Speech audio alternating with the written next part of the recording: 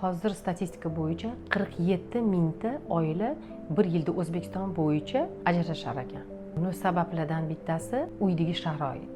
Faqatki ikkita yoshi o'rtasidagi bo'layotgan masala. Bu atrofidagi qo'shilayotgan oila a'zolarini sabab bo'yicha ham.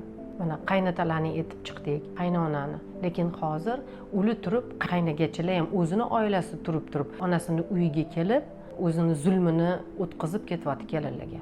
Mana shu ham sabablardan biri. Qaynagachilar nimaga bunaqa qiladi? Chunki ular o'zini hayotida baxtsiz. Ichidagi g'azabini bulardan kelib, kelinlardan alamini oladi. Nimagadir bular yaxshi hayotda yashayapti. Mani onam unaqa zulm bermayapti qaynonamga o'xshab. Lekin men kelib ularga zulm berishim kerak deb, bulardan alamini olyapti. Bu yerda ham men aytamanki, erlarni vazifasi ayolini himoya qilish. Agar ayolini himoya qilib, singlisini, opasini o'z o'rniga o'tkazib qo'ysa, hech kim hech narsa deya olmaydi. Yoki bo'lmasa, alohida olib chiqib ketish kerak. Agar er-xotin yaxshi bo'lsa, bunaqangi holatga, bunaqangi situatsiyaga tushirib qo'yish kerak emas.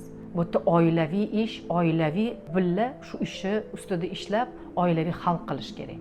Bu psixologический подходda, agar o'sha mumkin emas bo'lsa, keyingi safar qaynagachi kelib uyga bu narsani qilmaydi, chunki biladi akasi yo ukasi uni xafa qilib qo'yishini yoki gapirishini yo ayolini yonini olishini.